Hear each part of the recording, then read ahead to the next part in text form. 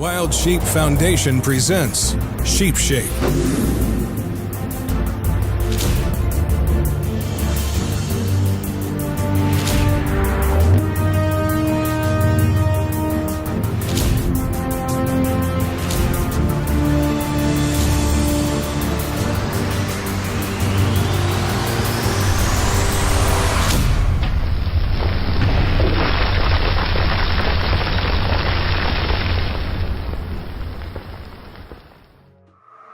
Bone cancer survivor Chad Hall and his guide Kelly Wiebe are working their way through the rough terrain of the Northwest Territories in search of a band of wild sheep. While glassing the opposing rock face, Kelly spots some movement in the distance. Yeah, they're all using lambs. You can, at that range, they're quite a ways away. With your 10x42 binoculars, you can just kind of see the size difference with the ewes and lambs. Typically, a band of rams at that range, they'd be short-necked looking. They've got a lot of darkness because their horns come into their neck like that. But it's just nice to confirm, and now we know we don't need to mess with that. The sight of sheep is exciting for Chad's guide, Kelly.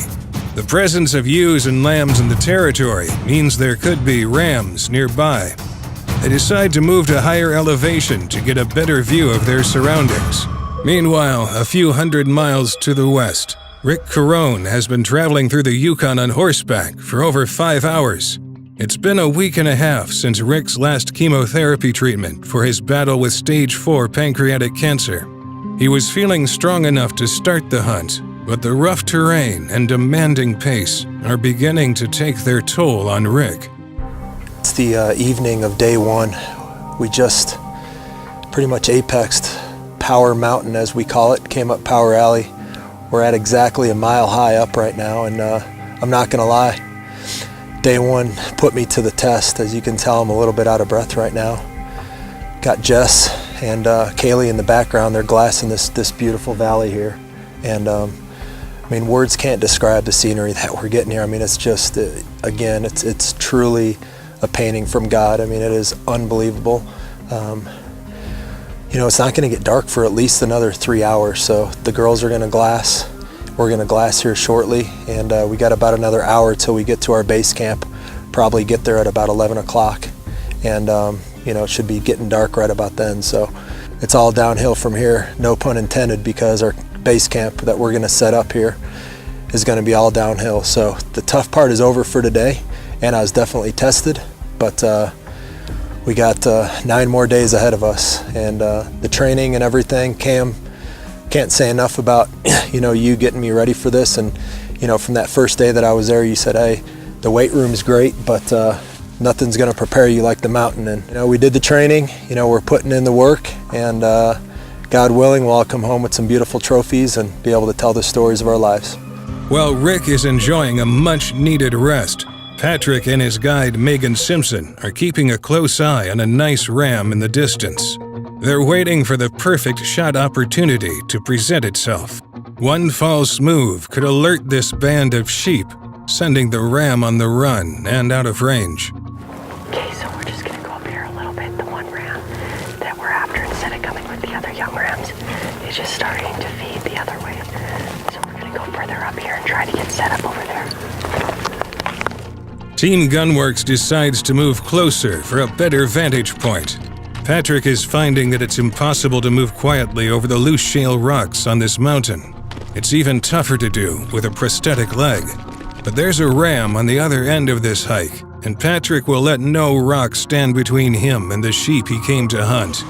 Kelsey and the rest of Team Miapta haven't found the bear they're looking for.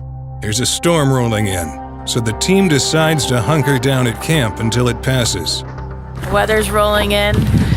We were hoping for a flight out this evening so we can move to sheep camp, because we're bear hunting right now, waiting on the weather so we can get a flight to the sheep camp, but it's not going to happen. It's pouring down rain, and looks like there's a big storm rolling in, and so instead we're going to sit in the tent and drink some coffee, and hopefully it passes by morning, but all we can do now is wait.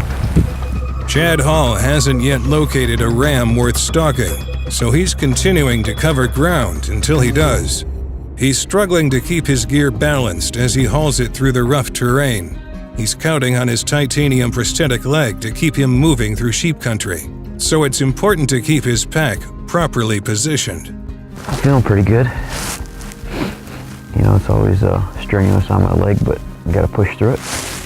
Nice to take breaks when you're glassing like this, just to rest your legs.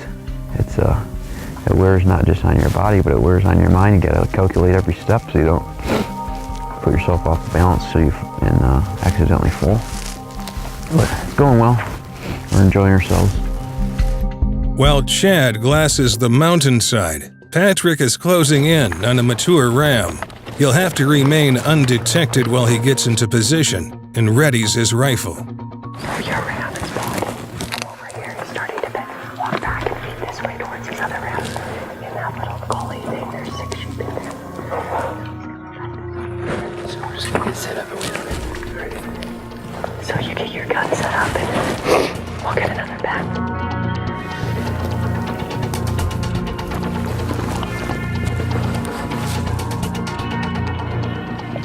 Yes.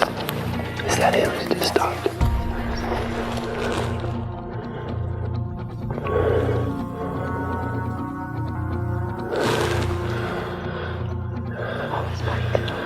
I got you. I need to ease up because I'll take that shot right there. We're just going to be patient. I mean, see, right now he's at 620, which the shot is very capable of hitting. I mean, why try to push it? You know, take a chance. I mean, I'm telling you, my heart rate's freaking through the roof. I'm excited, so I want to make sure. I don't want to take a chance on wounding an animal or missing him, so we'll just be patient. And thankfully, Michael and Megan are keeping me calm here.